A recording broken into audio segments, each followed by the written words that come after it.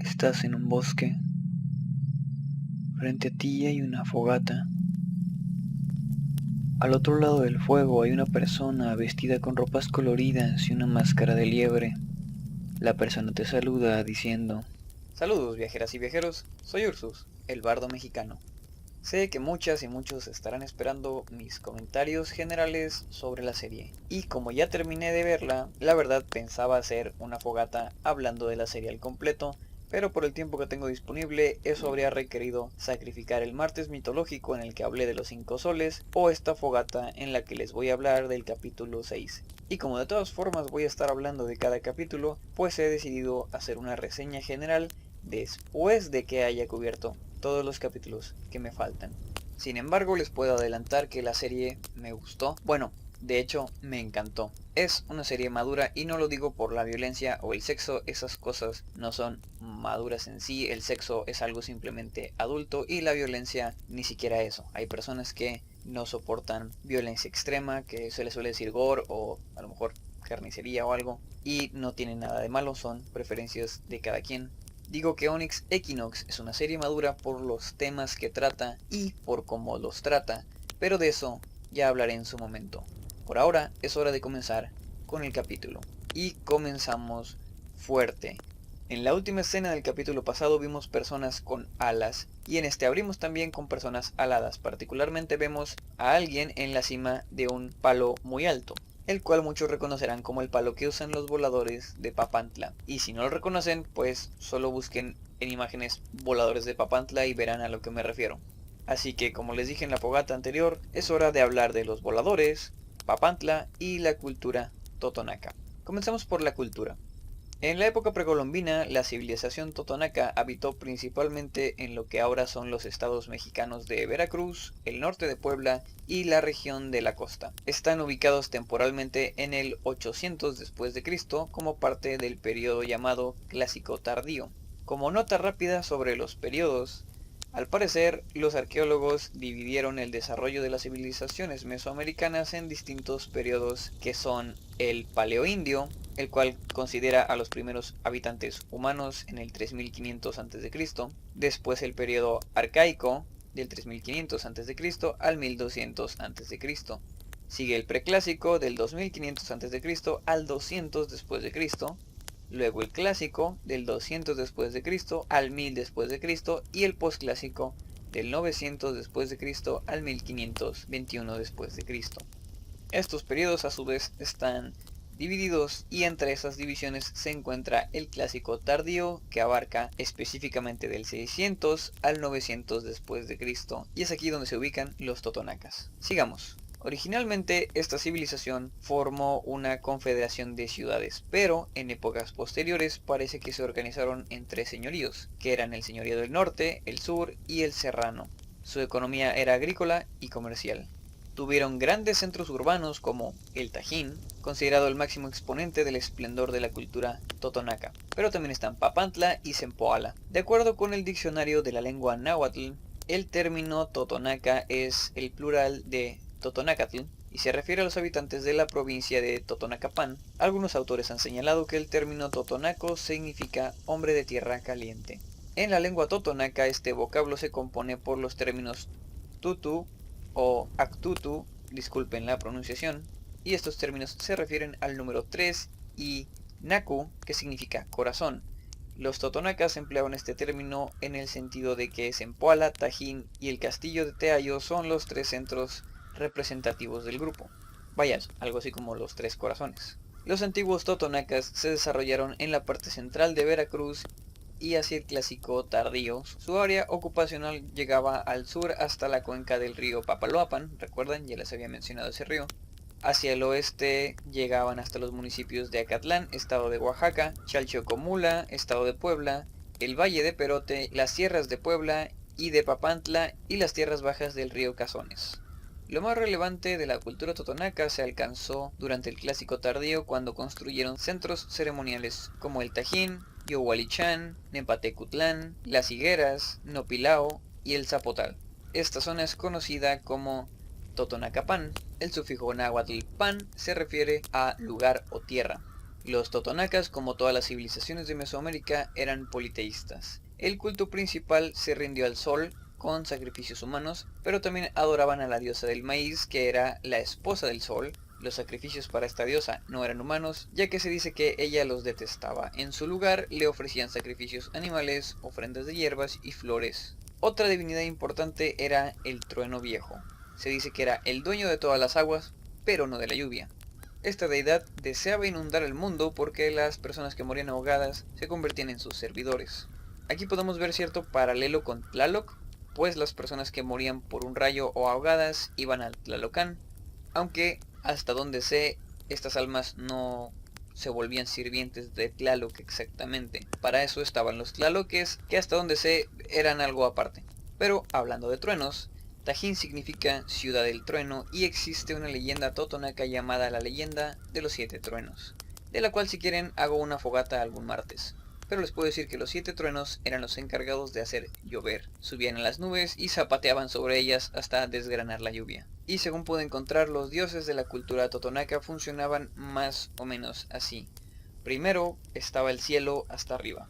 Dentro del cielo había otros dioses, y estos eran el sol, la luna, las estrellas y el trueno.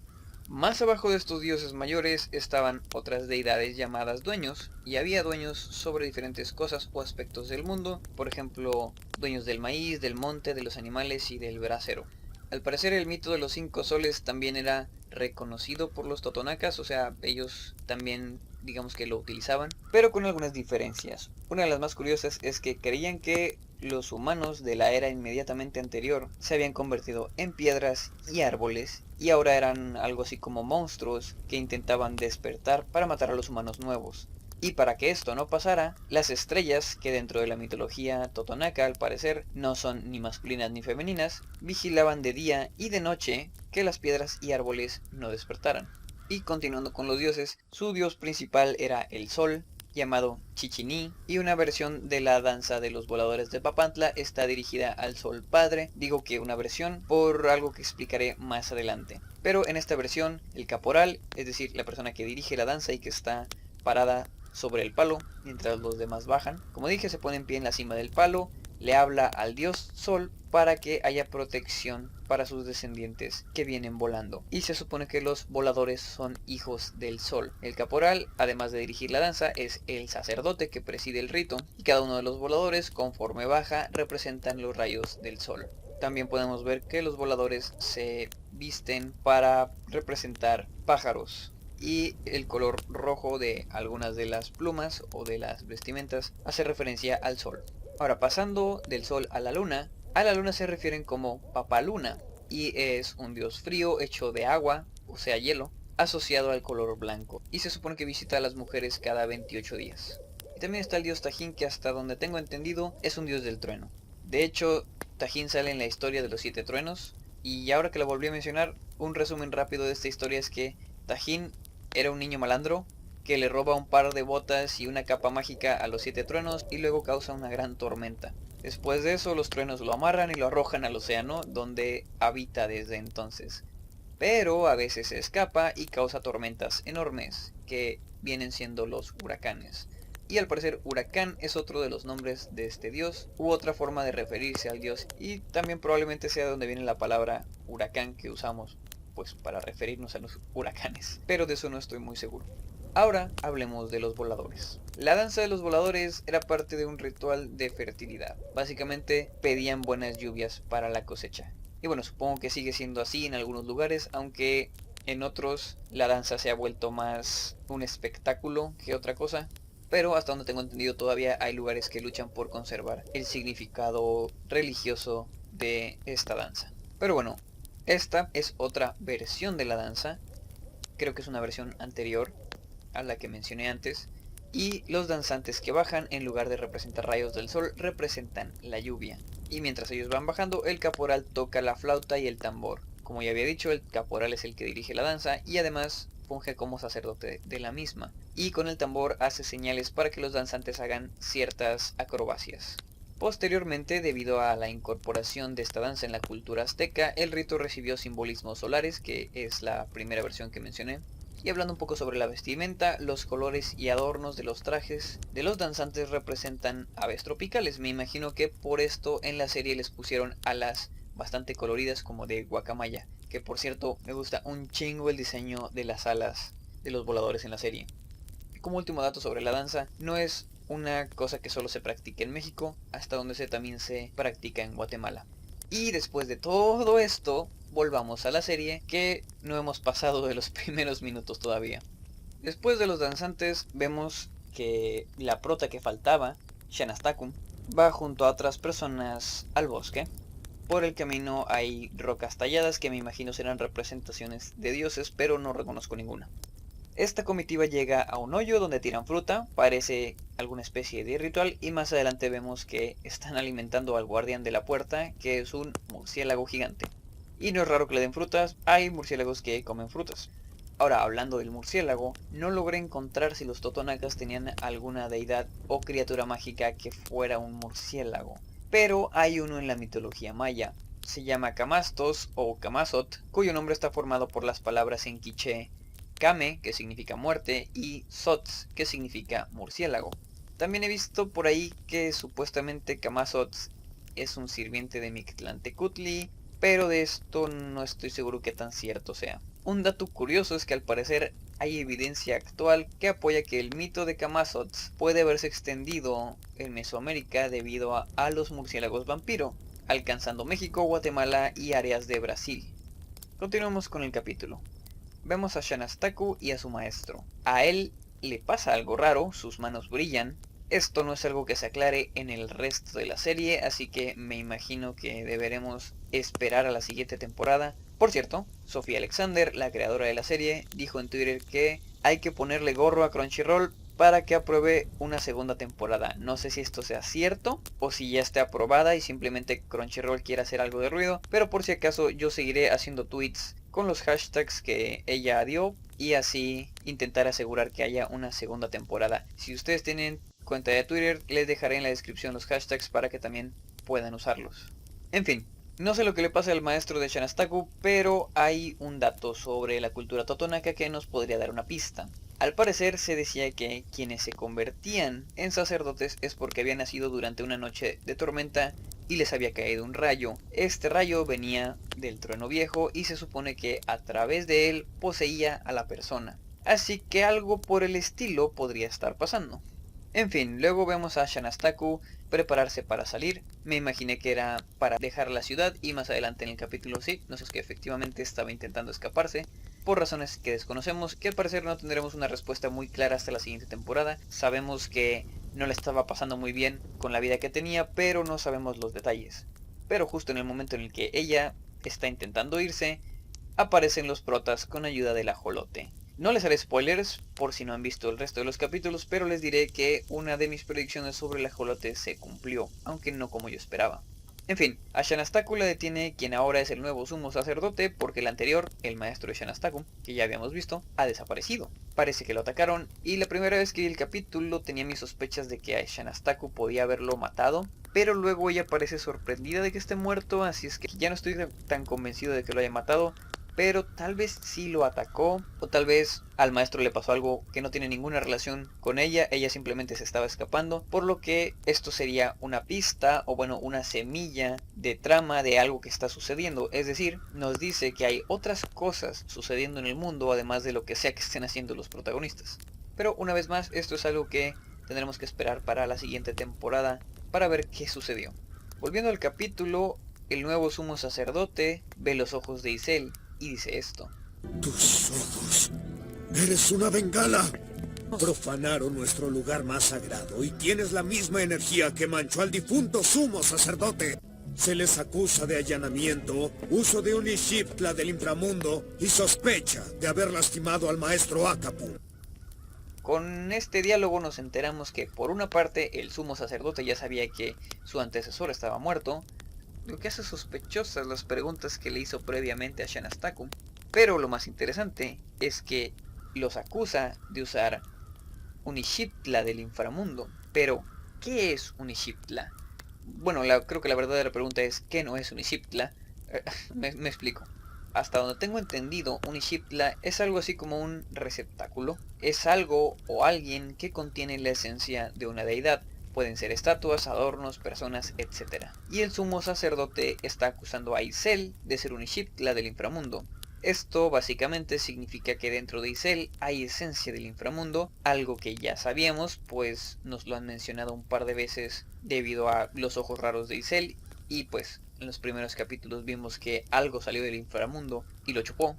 Pero un Ixiptla no solo es eso. Se considera que un Ixiptla es un dios. No es un representante, no es un emisario ni un sustituto. Es a la vez el objeto o la persona y la divinidad. En la descripción les dejaré un PDF muy interesante sobre el tema.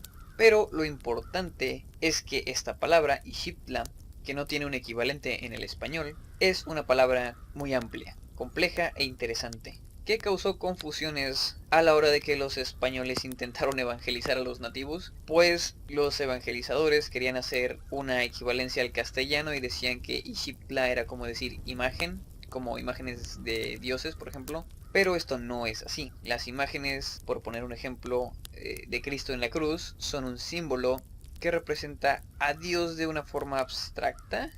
Vaya, son algo que evoca el sacrificio de esta persona que a la vez es Dios. Y eso vendría siendo más o menos una imagen. Pero un Ixiptla es un dios, no una representación abstracta. Cuando algo es un Ixiptla, esta cosa o persona en ese momento es la deidad. Espero haberlo explicado correctamente.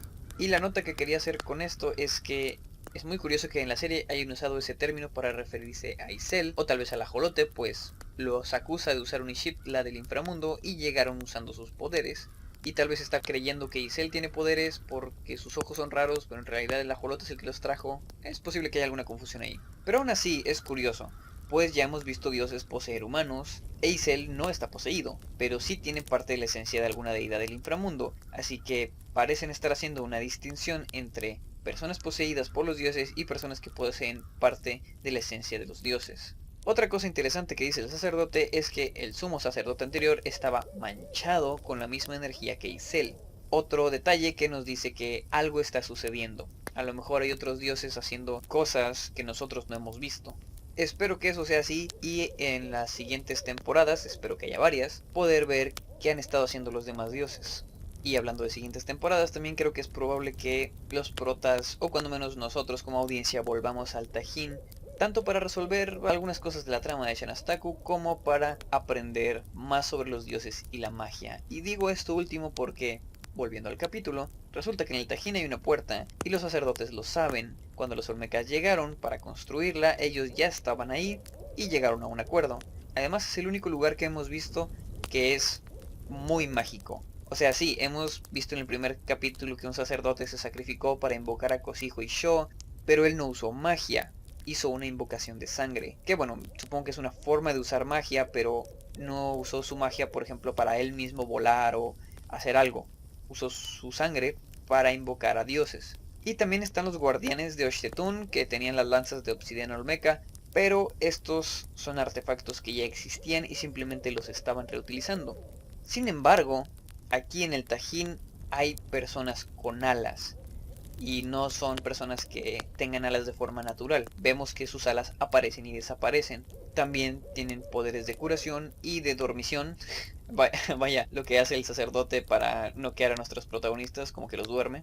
Y otro detalle curioso sobre la magia del Tajín es que más adelante Isel llama a Yaotl y Shanaztaku se sorprende al ver que está haciendo una invocación con sangre, por lo que podemos asumir que la magia que usan en Papantla funciona de forma diferente a lo que hemos visto hasta ahora.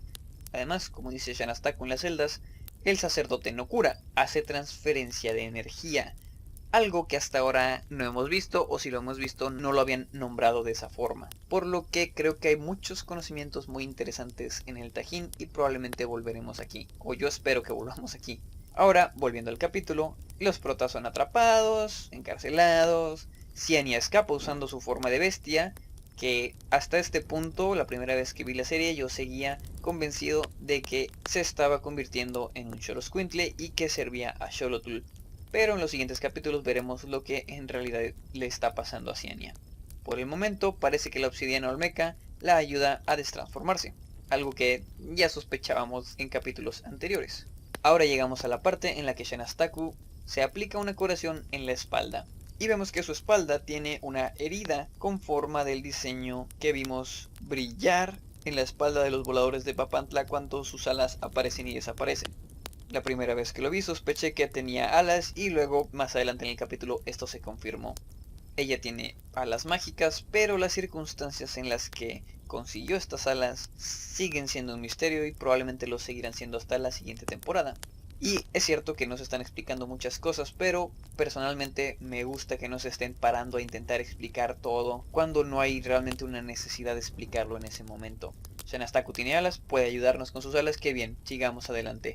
Porque estos detalles son básicamente semillas para capítulos o incluso tramas enteras en temporadas siguientes.